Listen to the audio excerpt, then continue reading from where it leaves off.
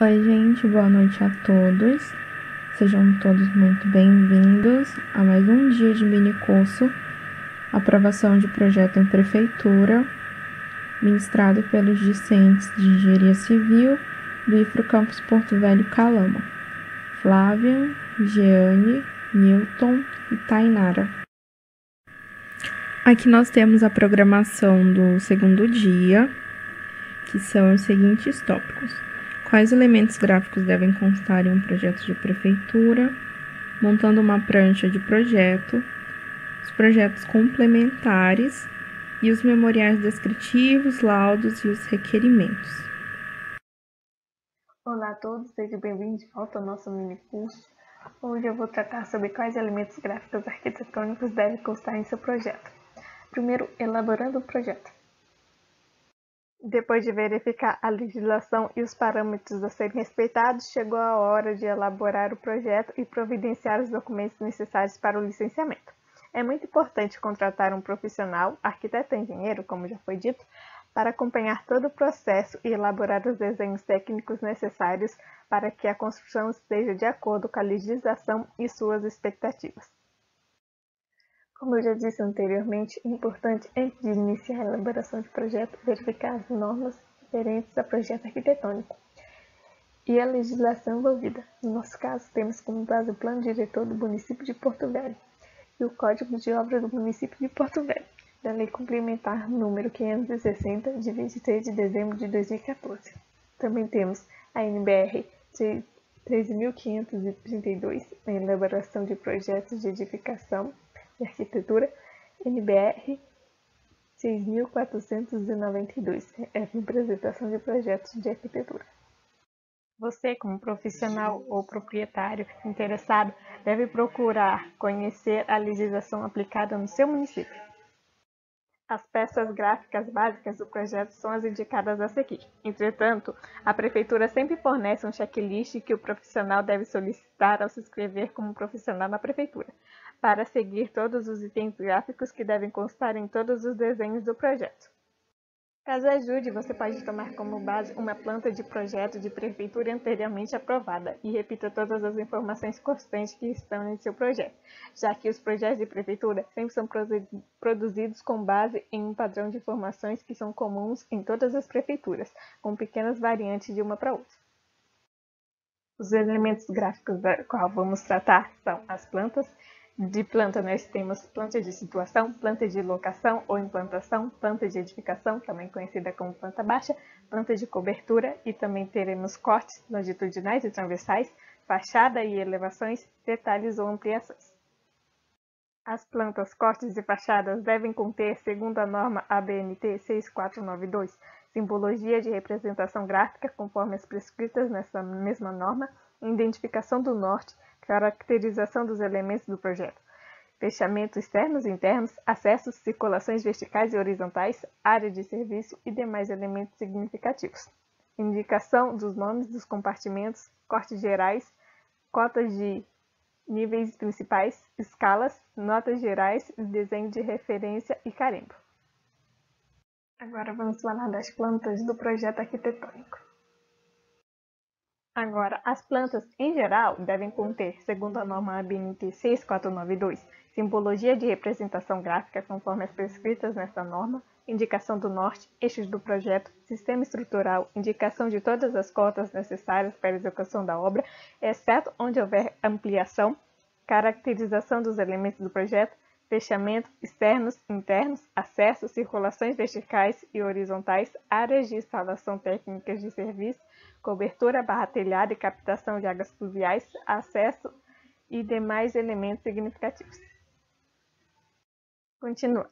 Denominação e numeração dos compartimentos com suas respectivas áreas úteis para a referência dos acabamentos constantes no quadro geral de acabamentos. Codificação dos elementos a serem detalhados, portas, janelas, escadas, entre outros. Marcação de cortes e fachadas, marcação dos detalhes e ampliações, marcação de projetos de elementos significativos acima ou abaixo do plano de corte. Indicação dos níveis do piso acabado e em osso. Escalas e notas gerais de desenho de referência e carimbo. A primeira planta da qual vamos falar é a planta de edificação, ou planta baixa.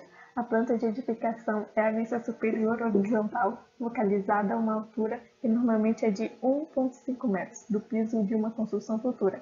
Essa altura é utilizada por seu ideal para captar os vãos das aberturas, como portas, janelas, básculas, para serem vistos e representados em planta. A planta nos permite visualizar e entender como ficará a construção, locais das paredes, vãos, cômodos, etc. Haverá uma planta baixa para cada um dos pavimentos da edificação.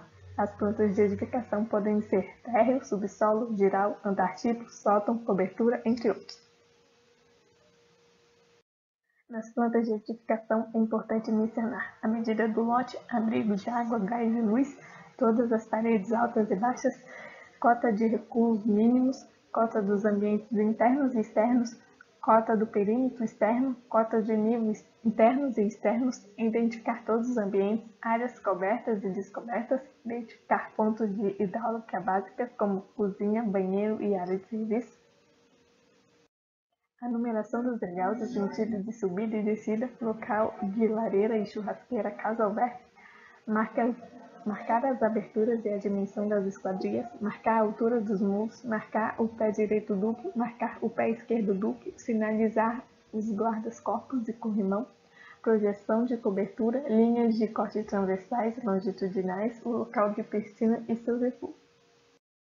Planta de situação. Indica a forma e as dimensões do terreno, os lotes e as quadras vizinhas, as ruas de acesso, pontos de referência para a localização do projeto e etc. Abrange uma área relativamente extensa, extrapolando os limites imediatos do terreno.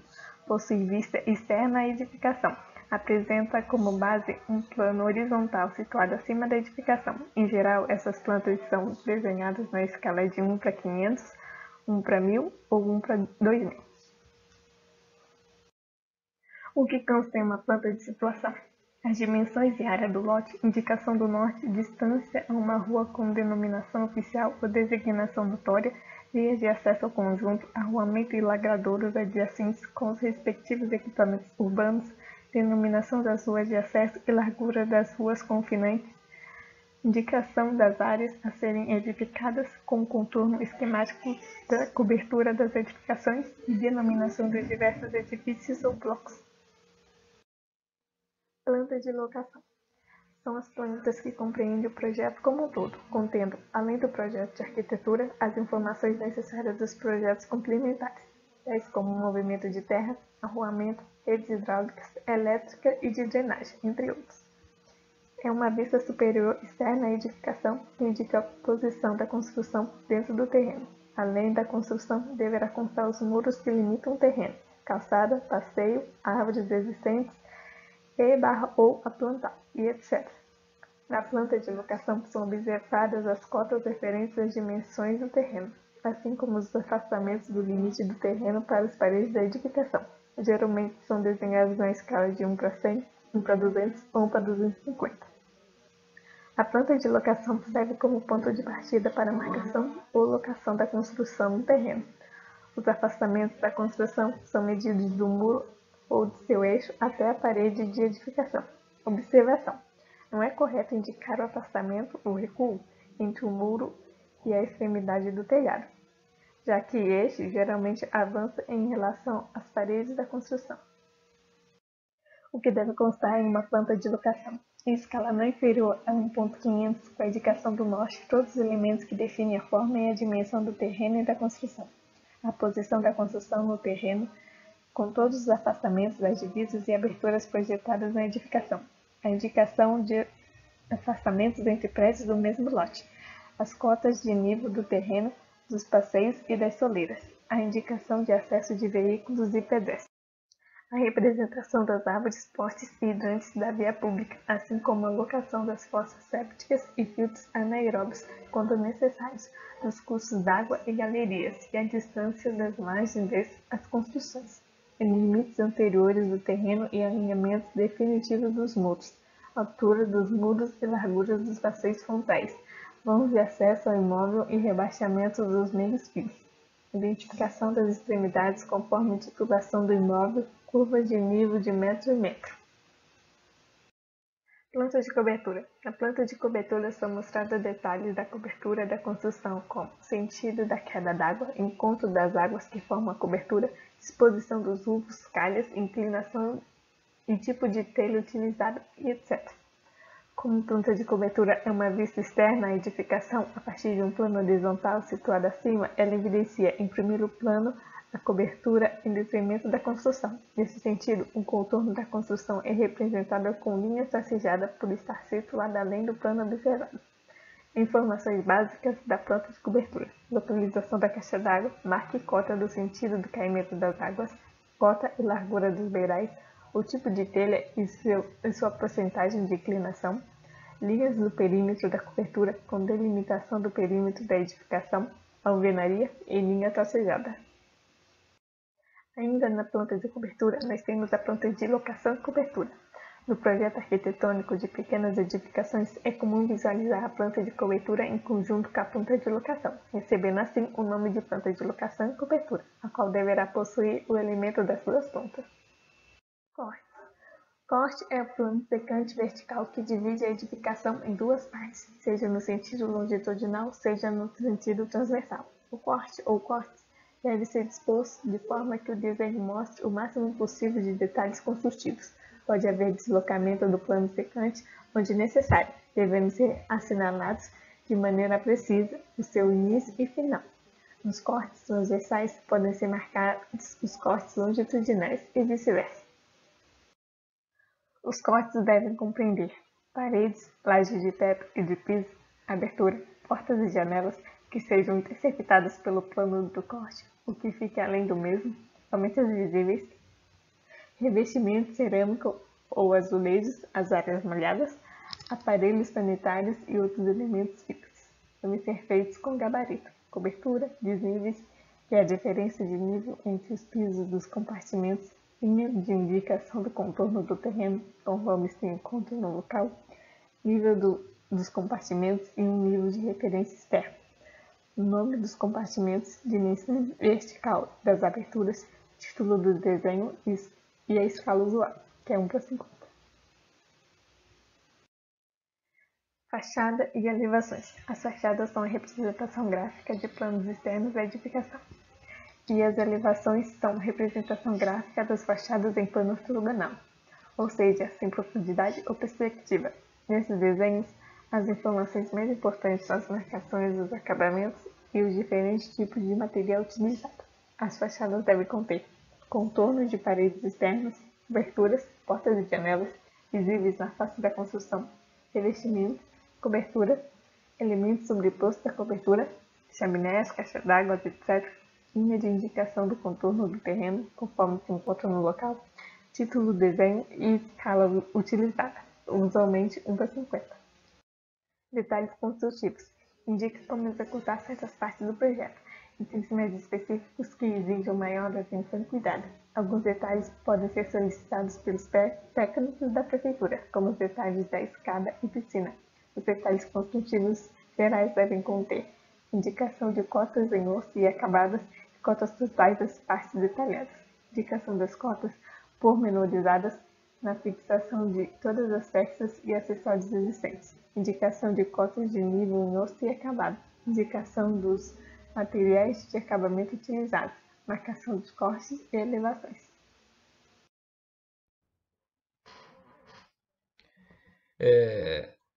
Dando sequência à nossa apresentação agora,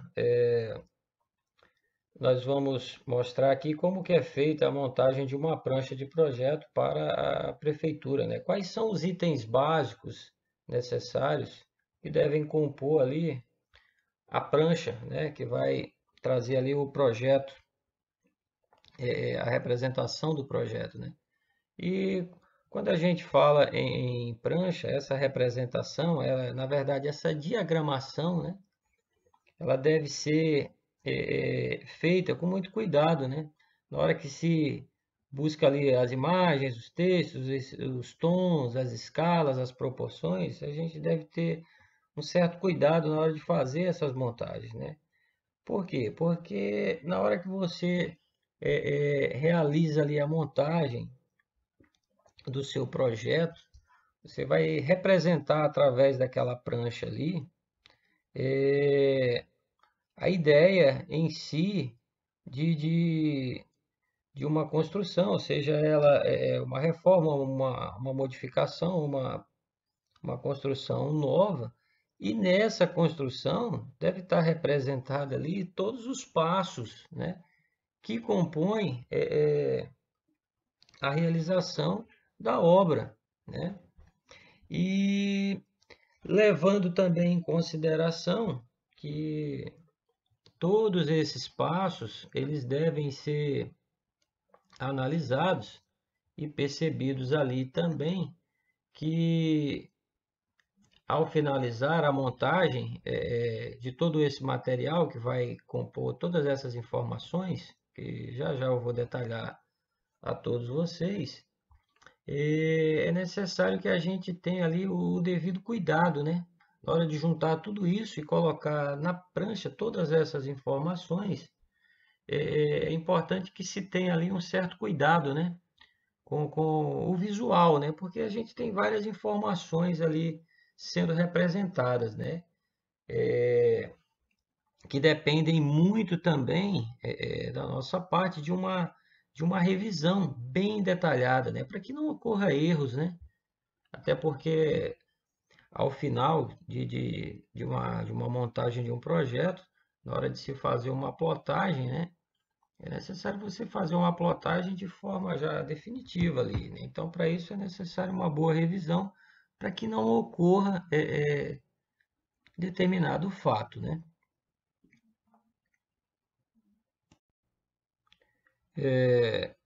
Bem, pessoal, ainda a respeito dos itens básicos para uma boa apresentação na prancha do projeto, é necessário também que se faça uma boa apresentação, onde deva estar contido ali na prancha o cabeçalho, né? Com o seu número, o nome da proposta, nome do projetista, né?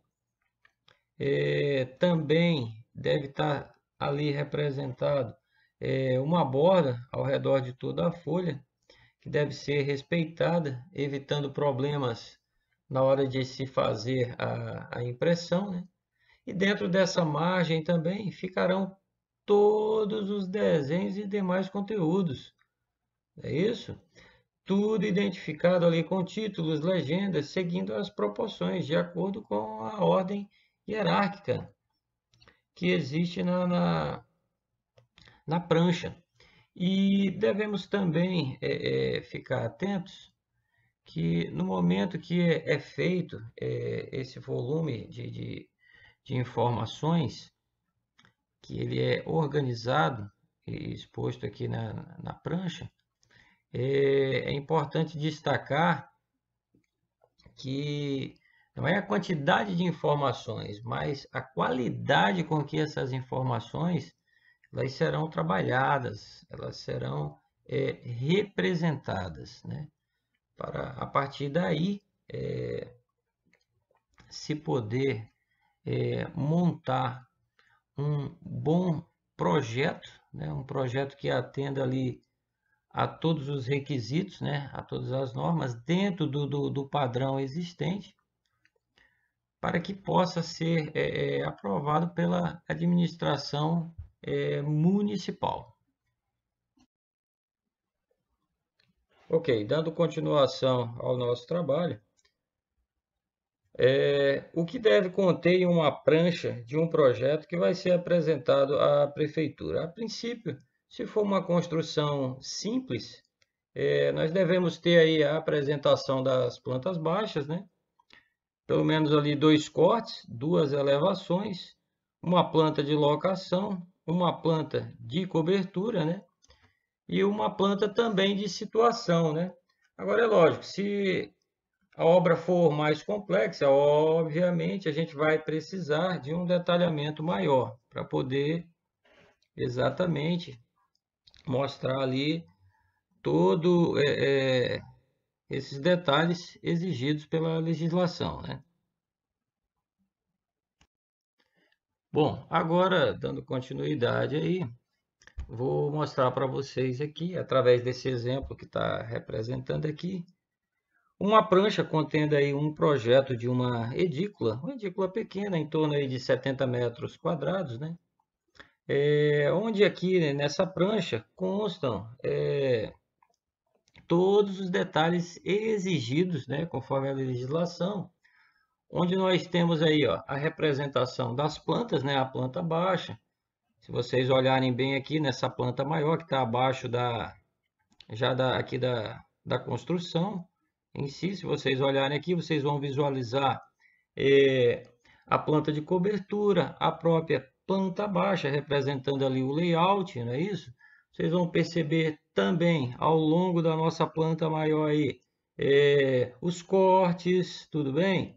A fachada, tá legal? As vistas aqui, ó, já sendo representado, a tabela de esquadrias, tá bom? E na parte maior aqui, já no canto inferior direito, a gente tem ali, ó, a representação do carimbo, né? Trazendo todas as informações necessárias à identificação lá da obra, né?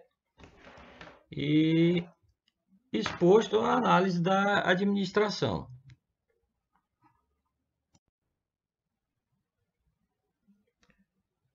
Vamos dar sequência ao nosso trabalho. Agora eu vou mostrar para vocês aqui mais um exemplo, né, de uma prancha, onde nós temos aí agora um projeto de modificação com acréscimo horizontal, né, em uma cobertura já existente, onde está sendo representado para a gente aqui, pessoal, nessa prancha, as plantas baixas, né, que detalham para a gente aqui o pavimento inferior, o pavimento superior.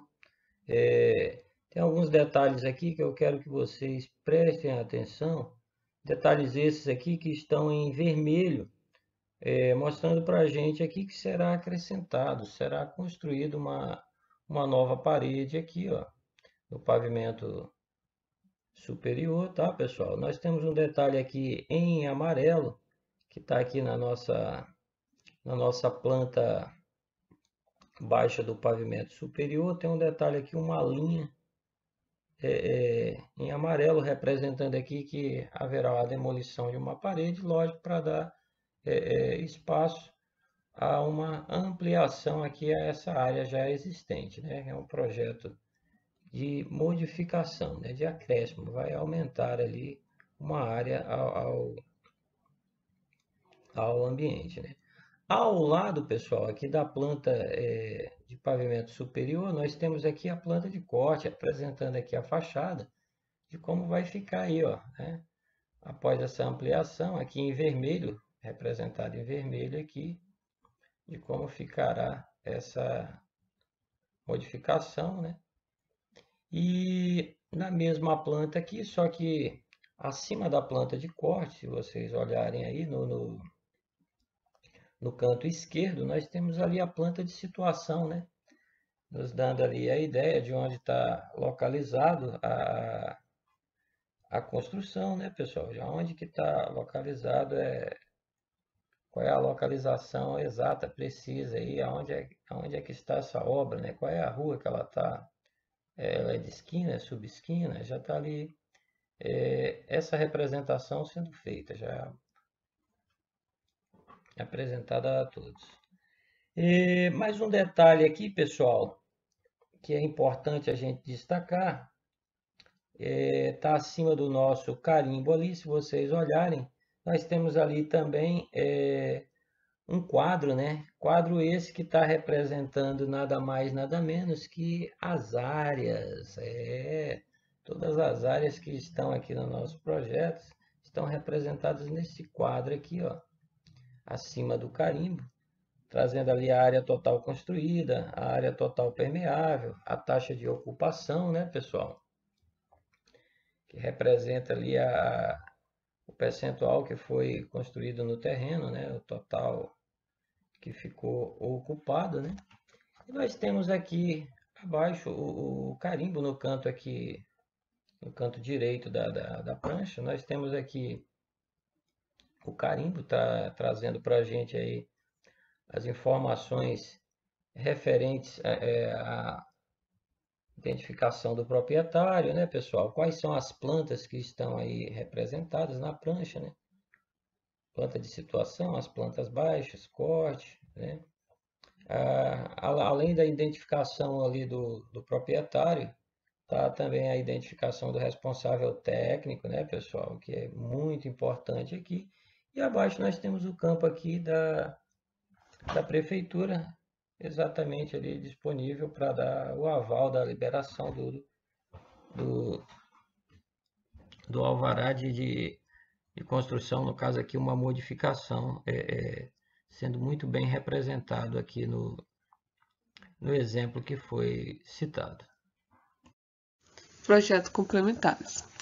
Aqui eu vou falar sobre 3 tipos de projetos complementares, que é o projeto de desmembramento, o projeto de demolição e o projeto de reforma e ampliação. Nele eu vou falar sobre os documentos exigidos na Prefeitura de Porto Velho. Projetos de desmembramento.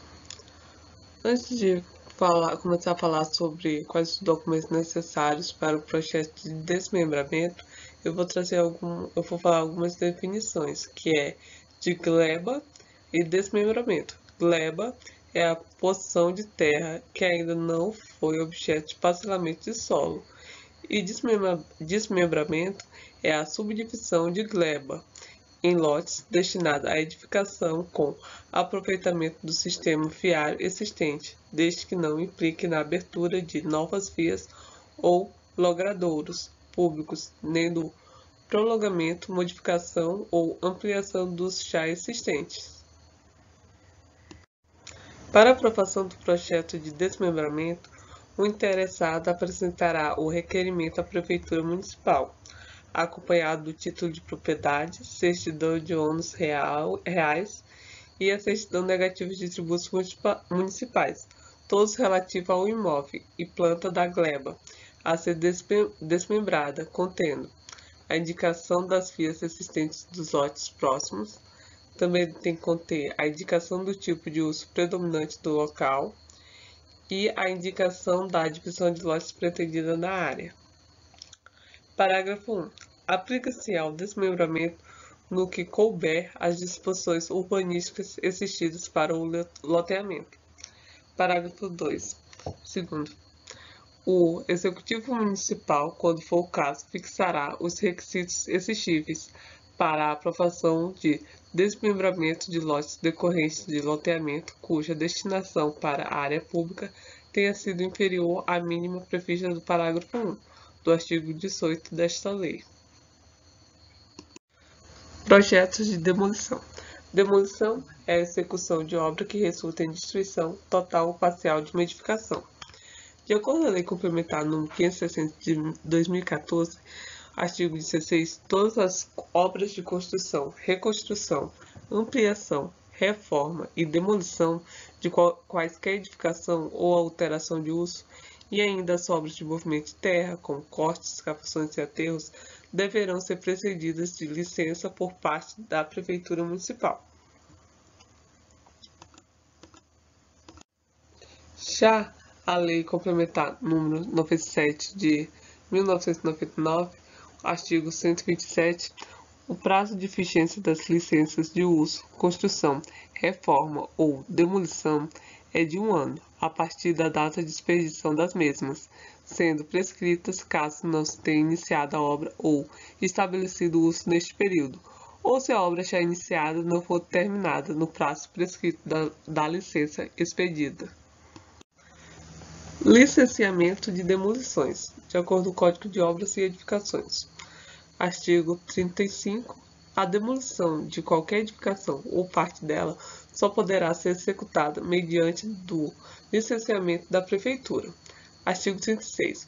O requerimento para obtenção da licença de demolição será instruído com os seguintes documentos, além dos estabelecidos em regulamento, que são título da propriedade ou equivalente, croquis da locação e localização do imóvel, Programa de Gerenciamento de Resíduos Sólidos na Construção Civil devidamente aprovado pelo órgão municipal competente, ART ou RRT de profissional habilitado contendo a descrição da área a ser demolida. No pedido da licença para demolição, deverá constar o nome do proprietário, endereço completo e características gerais das edificações a ser demolida, número da descrição imobiliária municipal do imóvel, CPF ou CNPJ do proprietário e o prazo de duração dos trabalhos, o qual poderá ser prorrogado atendendo solicitação justificada do interessado e a juízo da Prefeitura. A licença para a demolição será negada quando se tratar de imóvel tombado pela municipalidade. As demolições com uso de explosivos deverão ser acompanhadas por profissional habilitado e membros dos órgãos fiscalizadores. Artigo 37. O prazo para a validade da licença de demolição expedida pela Prefeitura será de 1 ano a partir da data de emissão. Artigo 38.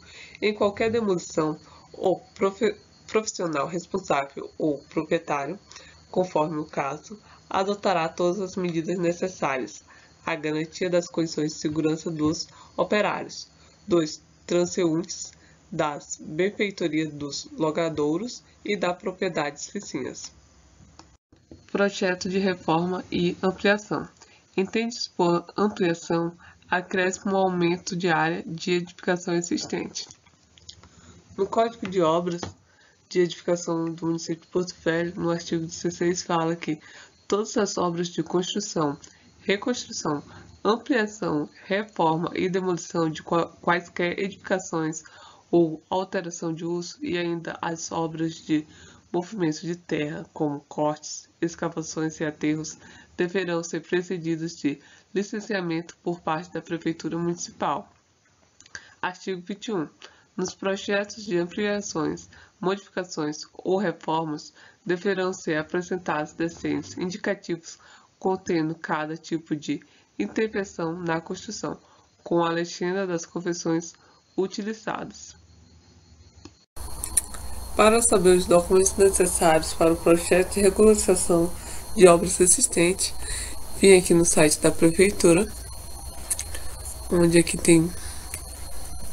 eu posso encontrar licença de reforma e ampliação. Clico nesse link. Aí vai ser licença de reforma e ampliação.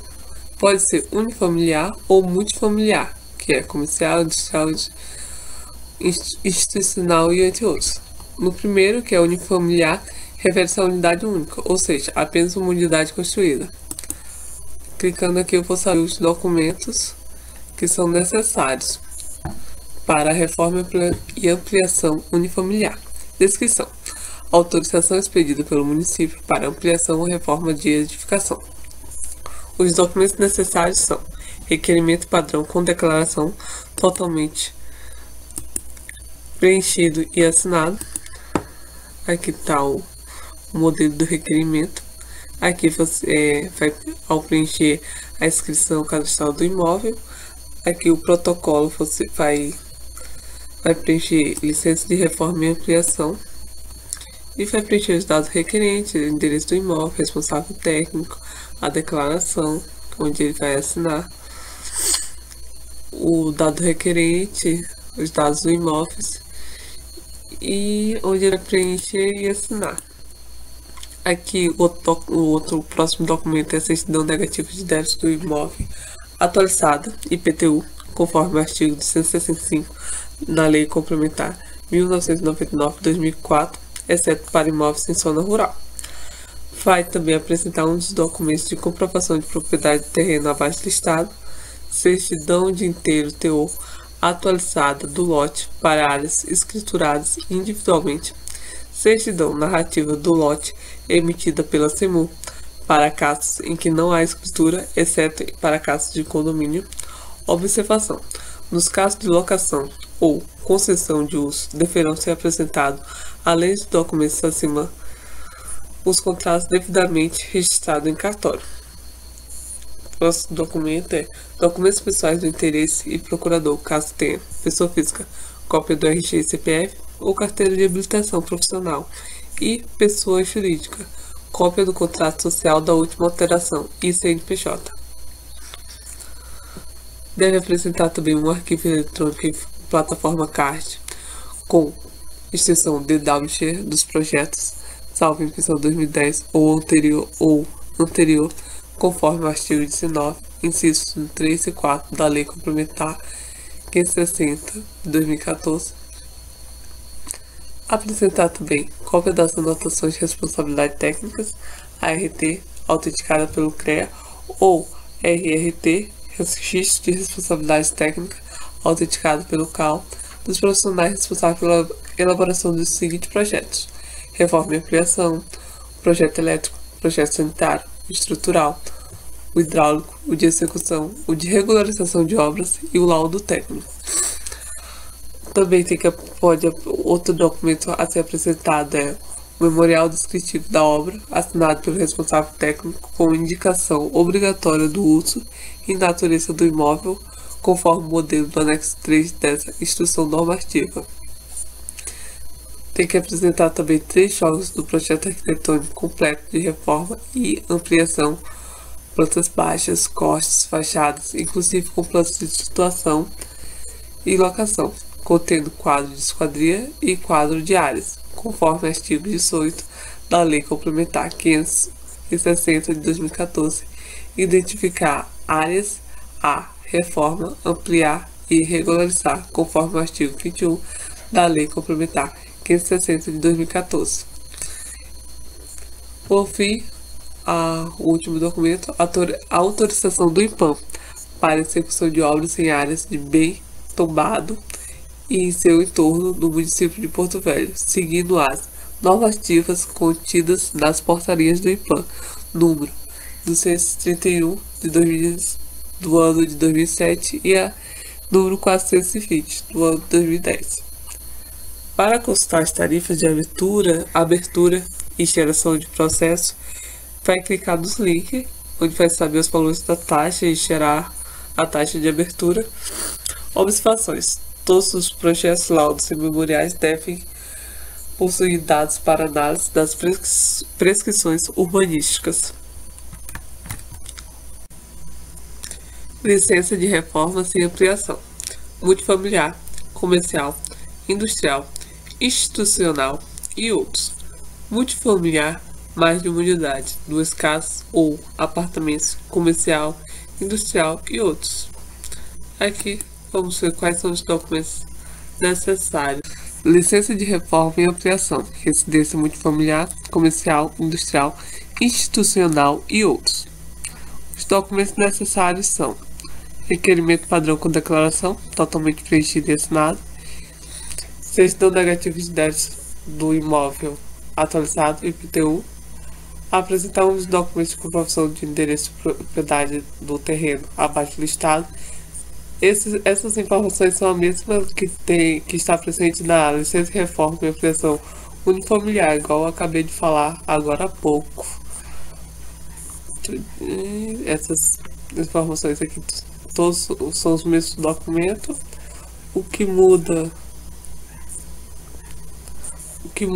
é que tem que apresentar 3 projetos de acessibilidade, de acordo com o Decreto Federal 5.296 de 2 de dezembro de 2014, inclusive NBR 9050, a licença ambiental de instalação emitida pelo órgão ambiental municipal,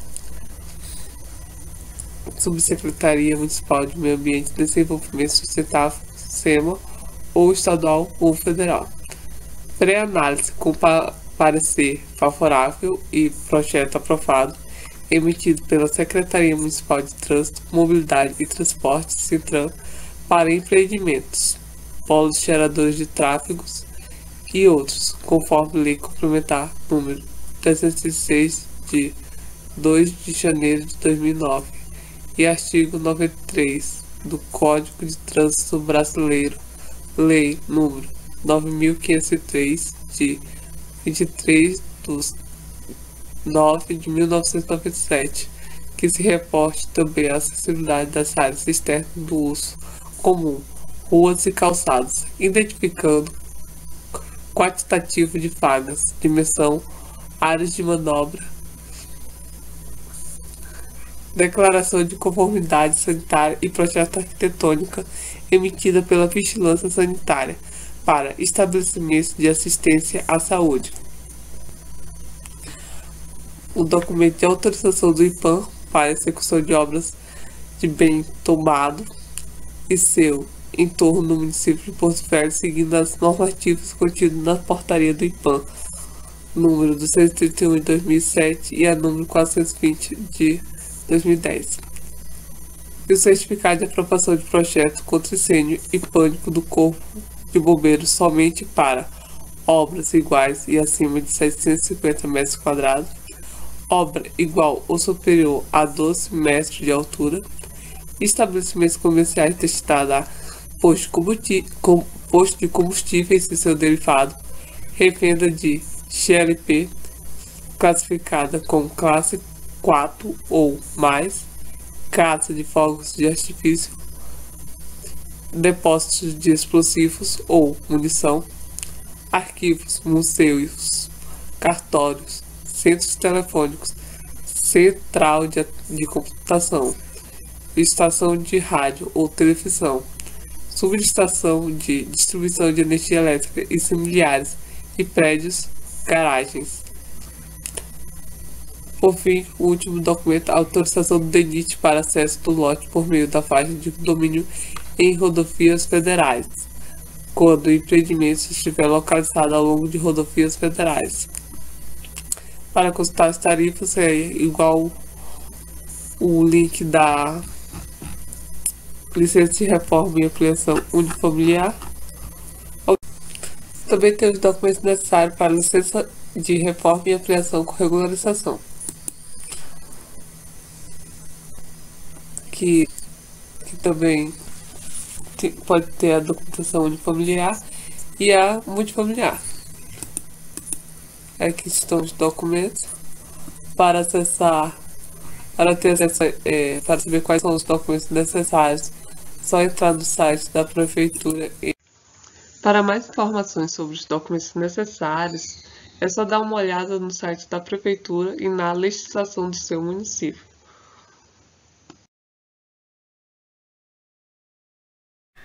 Bom, dando continuidade para finalizar a parte do mini curso de hoje, nós temos memoriais descritivos, os laudos e os requerimentos. Vamos dar início com o memorial descritivo. O que é um memorial descritivo? Ele é um documento que vai detalhar todo o projeto que vai ser realizado e é nele que estão descritos um a um todos os itens da edificação. As alvenarias, estruturas, acabamentos, instalações, tudo deverá ser informado e tem que estar de acordo com o que será realizado na obra. Os memoriais descritivos, eles podem conter a conceituação do projeto, as normas adotadas para a realização dos cálculos, todas as premissas básicas que foram adotadas durante o projeto, os objetivos, detalhamento dos materiais empregados na obra ou num produto e os demais detalhes que podem ser importantes para o entendimento do projeto. O memorial descritivo de uma obra de construção, ele deverá conter a localização da obra, as informações do proprietário e os detalhes de cada etapa da construção. Esses detalhes eles podem ser detalhes de fundação, estrutura, alvenaria, acabamento, dentre outros. Os memoriais descritivos dentro do Código de Obras do município de Porto Velho, nós temos o artigo 18, que trata do projeto arquitetônico, os documentos mínimos que ele deve conter. Dentro dos incisos, nós temos o inciso 5, que ele fala do memorial descritivo dos revestimentos, que eles devem estar discriminados juntamente com as peças gráficas do projeto. Já para a NBR 3.532 de 95, que fala sobre a elaboração de projetos de edificações Nos de arquitetura, nós temos o item 4.4 que nos diz quais são as etapas do projeto de arquitetura. Essas etapas, elas vão desde os levantamentos de dados, eu comentei sobre isso na primeira parte do mini curso, e nós temos o item 4.7 que trata do projeto legal de arquitetura. Para ele ser considerado um projeto legal de arquitetura, nós precisamos usar algumas referências, e uma dessas referências, dentro da própria NBR, é o anteprojeto de arquitetura. Dentro do anteprojeto de arquitetura na NBR, nós temos que, para ele ser considerado um anteprojeto, ele precisa também apresentar uma série de documentos. Ali os documentos que estão na imagem esquerda amarelo, nós temos o item A em desenhos e nós temos a imagem direita, a letra B, que são em texto. Esses elementos, esses documentos em texto, nós temos ali que ele precisa apresentar o memorial descritivo da edificação e o memorial descritivo dos elementos da edificação, dos componentes construtivos e dos materiais de construção. Aqui nós trouxemos um exemplo de um memorial descritivo de uma residência unifamiliar. Ali nos itens em vermelho nós temos os itens que eu comentei que devem conter dentro do memorial descritivo, que é a informação do proprietário, o local da obra e as etapas de construção. Como ele é fictício, então esses itens estão aí só para representar.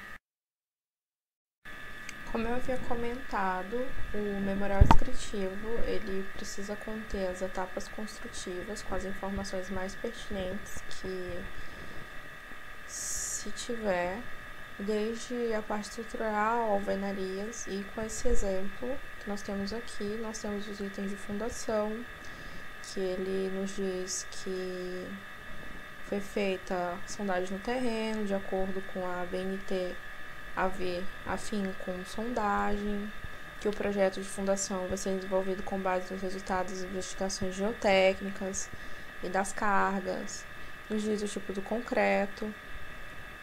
Na parte de estruturas, nos diz as normas que regem e que controlam, que dão embasamento teórico para todos esses cálculos. Então, os memoriais eles têm que ser feitos dessa maneira. Aqui mais alguns detalhes no memorial sobre os pisos, a parte de revestimento, forro e também as esquadrias. Bom, aqui nós temos o modelo padrão de memorial descritivo que está disponibilizado no site da Secretaria Municipal de Regularização Fundiária, Habitação e Urbanismo, a SEMUR, daqui de Porto Velho. E no primeiro item nós temos a identificação, parte de identificação inicial, como os nomes dos interessados, os dados pessoais, o endereço da obra, o nome do responsável técnico e o registro dele no Conselho Profissional, sendo CREA ou CAL. A segunda parte do documento, nós temos que informar os dados técnicos da edificação, desde da tipologia da edificação, e ali ele nos diz do que se trata, né? Que é para especificar quanto a tipologia da edificação, se é residencial, industrial, comercial. Nos dizer o uso, o número de pavimentos, total de área construída, a área do terreno, as dimensões no geral, se existem áreas de reforma ou ampliação, também identificar essas áreas. No item 3, nós temos as características da edificação, desde estrutura, para você especificar a estrutura que você está utilizando, se é concreto armado, pré-moldado, as paredes, a tipologia que é empregada, o tipo de alvenaria, né, a cobertura, as esquadrias, o revestimento, tipo de pintura, piso, forro se tiver, e as instalações, que são as informações referentes às instalações hidráulicas e elétricas, são embutidas, aparentes, entre outras informações. No item 4, nós temos as considerações finais, com o nome da cidade, a data, onde nós temos a assinatura do responsável técnico, a identificação e o registro dele no Conselho Profissional. Bom, falando um pouco agora sobre os laudos e requerimentos, ainda dentro do Código de Obras de Porto Velho, nós temos requerimentos de aprovação de projeto dentro do artigo 19, requerimento de licenciamento de obras dentro do artigo 25, requerimento de licenciamento de demolição no artigo 36 e o requerimento de vistoria, que é o ABITS, no artigo 40. Dentro do artigo 19 do Código de Obras de Porto Velho, nós temos o requerimento de aprovação de projetos, que lá no parágrafo único nos diz que esse requerimento que vai solicitar a aprovação do projeto, ele tem que mencionar o nome do proprietário, o endereço completo e as características gerais da obra, e vai ser assinado pelo proprietário, seu representante legal.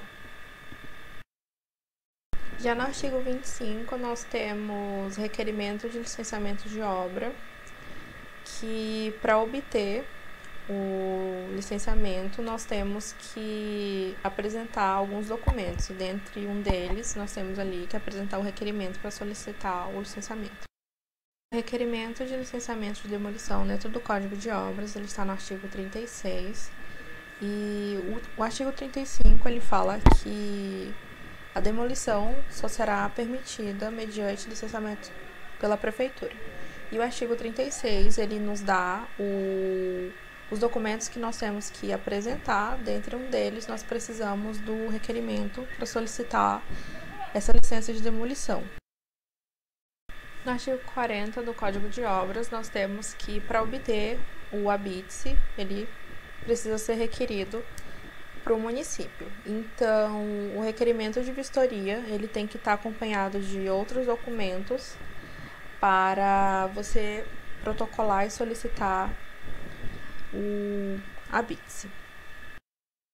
Dentro dos documentos que precisam ser apresentados para solicitar o ABITS, nós temos o laudo de vistoria e aprovação das instalações de prevenção e combate a incêndio, quando houver necessidade, no inciso 1, e no inciso 4 nós temos que ter o laudo emitido pelo responsável técnico da obra, que ele vai atestar a conclusão das instalações prediais. Bom, e para finalizar, aqui nós trouxemos um passo a passo de como você pode acessar todos esses requerimentos, laudos e memoriais pelo site da CEMUR. É só você jogar no Google CEMUR mesmo e acessar o link de licenciamento de obras, como está indicado na segunda seta.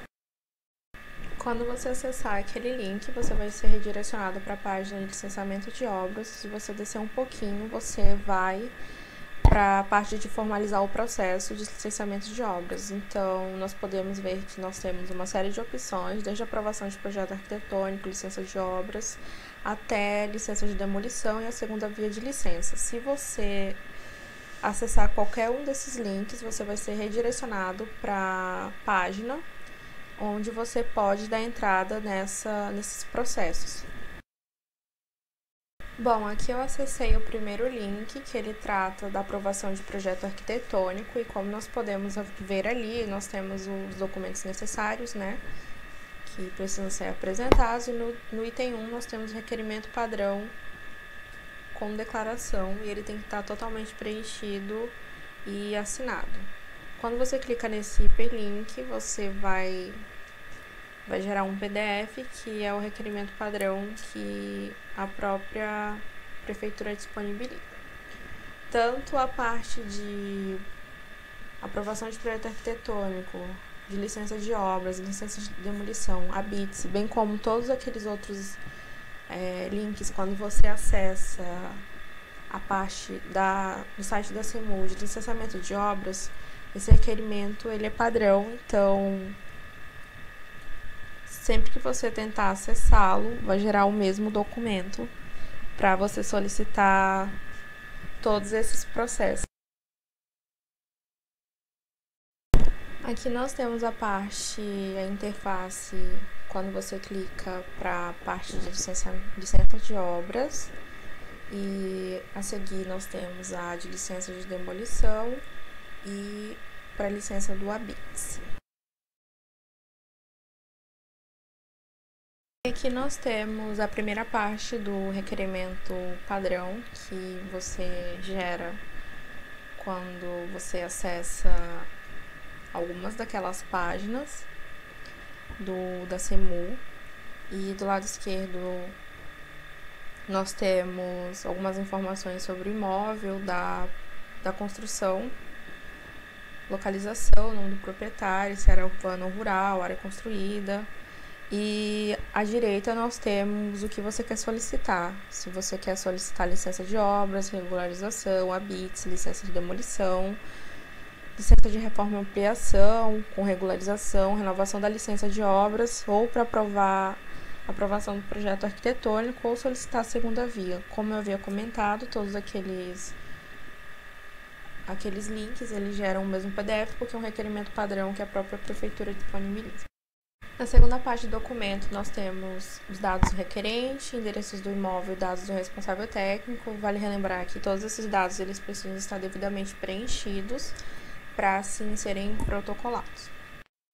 Essa parte final do requerimento de declaração do proprietário e do profissional responsável é uma parte de declaração que os envolvidos declaram estar cientes, né, dos trâmites e de algumas informações que estão protocolando. Declarar que as informações elas são verdadeiras, bem como os documentos a serem protocolados no processo, declarar estar ciente sobre que a obra a ser licenciada ou regularizada, ela vai se destinar a tal atividade de acordo com as leis e dentre outras informações. Data e, por fim, assinatura do requerente e do representante legal. E nós temos as nossas referências utilizadas na parte 2 do nosso mini curso, para vocês consultarem ou qualquer coisa. Bom, aqui ficam os nossos contatos. Qualquer dúvida, sugestão, pode estar entrando em contato comigo ou com a Gabriele com os meios disponíveis, ou se preferirem, comentarem aqui embaixo, mesmo pelo YouTube.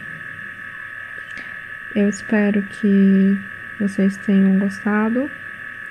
E fica aqui o nosso obrigada por terem acompanhado até agora. E é isso, gente. Até a próxima.